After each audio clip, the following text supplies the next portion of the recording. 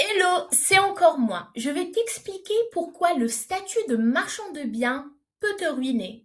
Même si aujourd'hui tu penses que l'achat-revente est le moyen le plus rapide de devenir riche, dans l'immobilier bien sûr. Et reste bien jusqu'à la fin parce qu'une seule erreur fiscale peut suffire à transformer une bonne affaire en une catastrophe. Avant de commencer, si toi aussi tu veux apprendre à faire des opérations de promotion immobilière ou de marchand de biens, même sans argent, sans expérience et sans réseau, rejoins gratuitement notre groupe privé CBC. On t'y apprend dans ce groupe la méthode de A à Z. Et lorsque tes dossiers sont suffisamment solides, nous pouvons les financer jusqu'à 100%. Il suffit d'écrire "ça m'intéresse" en commentaire, puis de suivre le lien dans la description pour demander à rejoindre notre groupe. Et sache-le, je le répète dans chaque vidéo, c'est entièrement gratuit. Tu perds rien du tout. Maintenant, parlons de la réalité. Sur les réseaux sociaux, tu vois des marchands de biens qui montrent leur plus-value.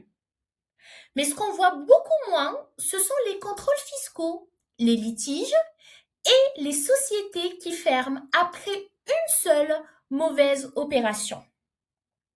La première chose à comprendre, c'est qu'un marchand de biens n'est pas un simple investisseur. C'est pas quelqu'un qui achète un appartement et le revend, et ce n'est pas un particulier. Tu achètes pour revendre avec un bénéfice. Donc tu exerces une activité commerciale. Et cela implique beaucoup plus de responsabilité. Si tu revends un bien et qu'un problème apparaît ensuite, ta responsabilité peut être engagée selon la nature de l'opération et des travaux réalisés. Mais le plus grand danger reste souvent la fiscalité, et notamment la TVA.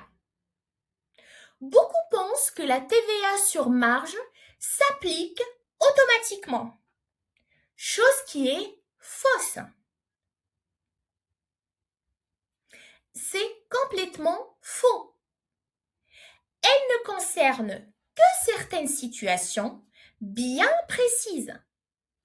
Alors, on va faire ensemble un exemple.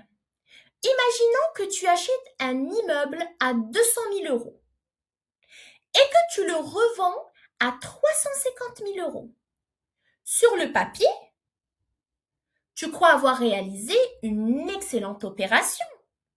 Même si le régime fiscal retenu n'est finalement pas le bon, ton calcul peut complètement changer. Et une grande partie de ton bénéfice peut d'un coup disparaître. C'est exactement pour cela que chez CBC, nous répétons toujours la même chose. Dans chacune de nos vidéos, tu vas trouver la même chose. Ce qui compte, ce n'est pas l'argent. Ce qui compte, c'est la qualité du dossier. CBC signifie Control Before Capital. C'est la méthode qui a été fondée par Alexandre Petit, promoteur immobilier, marchand de biens et spécialiste des opérations sans apport.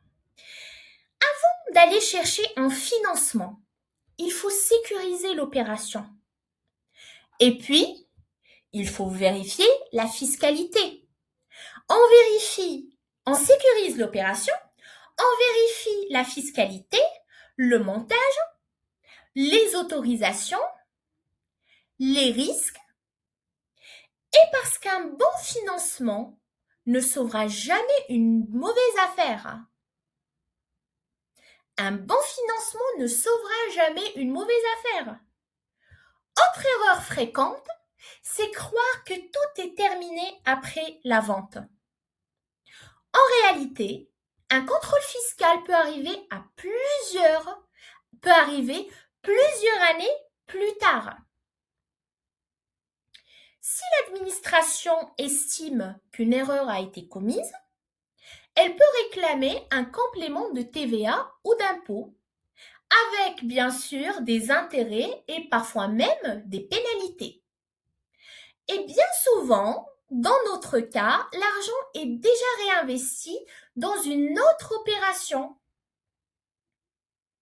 C'est là que les problèmes, souvent chez les marchands de biens ou promoteurs immobiliers, commencent. Mon conseil va être très simple. Ne travaille jamais sans réserve de trésorerie. Le cash disponible est très important. Après ça, il faut s'entourer d'un expert comptable spécialisé et d'un notaire qui connaît les opérations de marchand de biens. Et surtout, faut être un minimum indépendant et se former.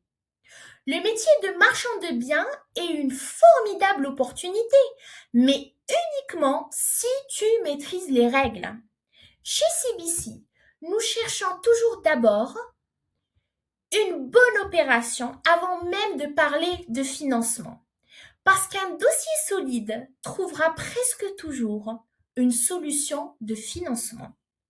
Alors ça, c'est sûr et certain. Un bon dossier trouvera presque toujours une solution de financement. Et en immobilier, ce ne sont pas les plus rapides, qui réussissent. Ce sont ceux qui évitent les erreurs avant de signer.